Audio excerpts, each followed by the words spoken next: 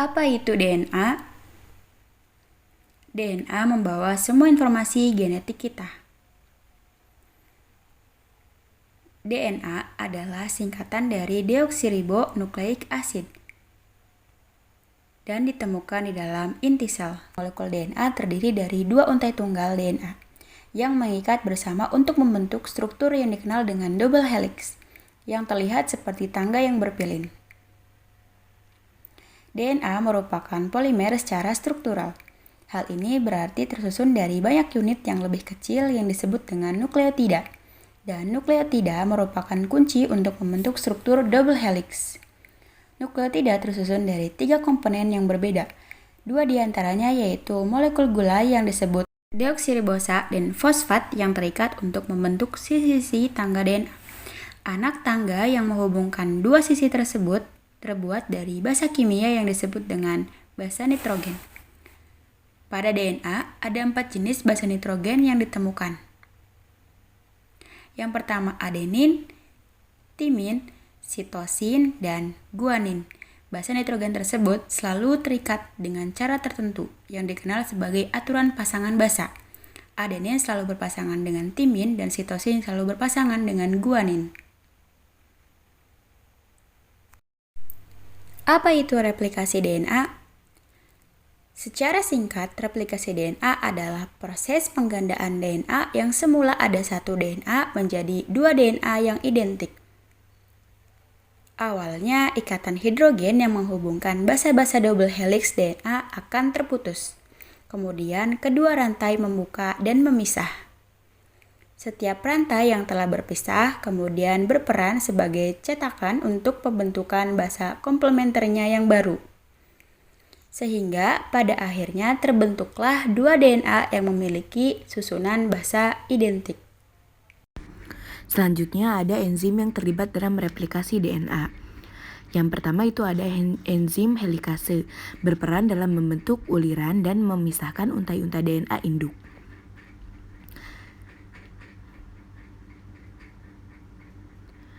Selanjutnya ada protein pengikat berantai tunggal atau single strand binding protein yang berperan untuk menstabilkan untai-untai DNA induk yang terbuka. Pembukaan uliran double helix ini menyebabkan uliran dan tegangan lebih kuat serta ketat di depan replication fork. Nah, enzim topoisomerase berperan mematahkan dan menggabungkan kembali DNA induk di depan replication fork sehingga mengurangi ketegangan yang diakibatkan oleh pembukaan uliran. Nah, enzim primase berperan dalam menyintesis rantai RNA primer menggunakan untaian DNA induk sebagai cempakannya. Nah, selanjutnya ada enzim DNA polimerase. Nah, enzim ini berperan dalam mengkatalis pembentukan DNA baru dengan cara menambahkan nukleotida ke rantai yang sudah ada sebelumnya. Terdapat dua macam DNA polimerase yang berperan utama dalam replikasi DNA. Nah, yaitu DNA polimerase 3 dan DNA polimerase 1. Pada sel eukariot telah ditemukan 11 DNA polimerase. Sebagian besar DNA polimerase membentuk primer dan untai cetakan DNA serta nukleotida DNA komplementer untuk mensintesis DNA yang baru. Itu ya, ada untai cetakan DNA dan nukleotida DNA komplementer. Nah, pada DNA polimerase 3 menambahkan suatu nukleotida DNA ke primer RNA dan kemudian meneruskan penambahan nukleotida DNA yang komplementer dengan untai cetakan induk DNA yang sedang tumbuh.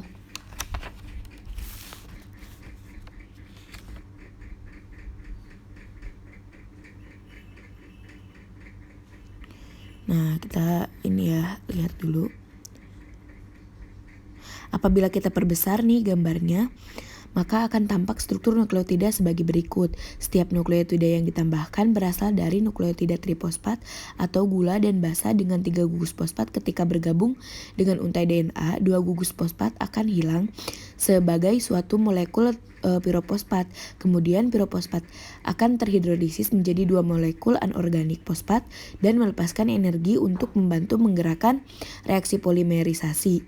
Reaksi ini hanya dapat terjadi pada ujung 3 aksen sehingga untai DNA hanya dapat memanjang dari ujung 5 aksen ke ujung 3 aksen. Laju pemanjangannya ini kira-kira terjadi 500 nukleotida per detik. Sangat cepat ya pada sel manusia. DNA berfungsi sebagai heterokatalitik, yaitu mensintesis molekul lain seperti RNA. Dan fungsi lainnya adalah otokatalitik, yang dimana replikasi diri. Berikutnya, kita akan mempelajari DNA sebagai otokatalitik. Replikasi DNA akan menghasilkan DNA baru. Dan ada 3 hipotesis yang menjelaskan terjadinya replikasi DNA.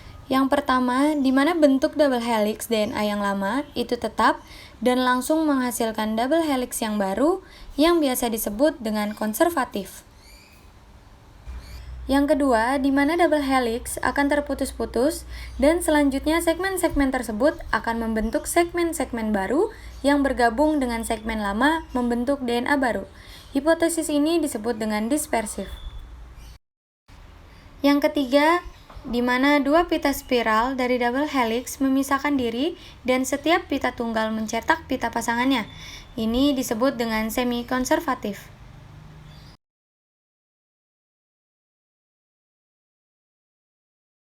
Teori replikasi DNA menurut Watson dan Crick menyatakan bahwa proses replikasi terjadi secara semi-konservatif. Hipotesis ini mendapatkan penemuan kuat dari M.S. Michelson dan Stahl. Mereka menggunakan bakteri Escherichia coli sebagai organisme percobaan. Escherichia coli dapat hidup pada garam anorganik jika di dalam garam tersebut terdapat sumber atom nitrogen untuk pembuatan protein dan asam nukleat. Michelson dan Stahl memakai ion amonium di dalam penelitiannya. Meskipun isotop nitrogen yang paling lazim adalah 14N, tetapi mereka menggunakan ion amonium yang mengandung isotop nitrogen yang lebih berat, yaitu 15N. Pertama-tama, Michelson dan Stahl memelihara Escherichia coli selama beberapa generasi di dalam media yang mengandung 15NH4+. Pada akhir periode ini, mereka menemukan DNA sel yang lebih berat dari normal. Selanjutnya, mereka memindahkan sel-sel itu ke media yang mengandung ion amonium normal, yaitu 14NH4+, dan membiarkannya. Sel tersebut hanya sekali membelah diri.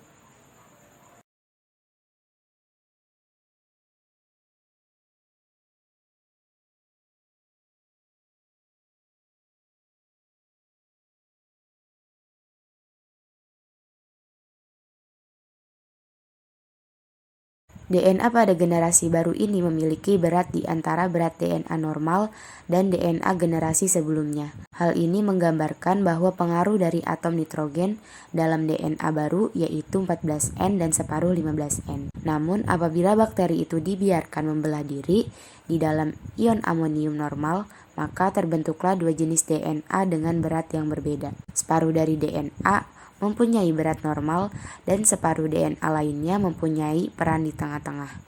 Hal ini menunjukkan bahwa molekul DNA tidak mengalami pemecahan dan penyusutan kembali di antara pembelahan sel-sel, tetapi tiap pita induk tidak mengalami perubahan zat yang membentuk pita komplementer. Berdasarkan uraian tersebut, maka hipotesis yang paling tepat adalah hipotesis semi-konservatif.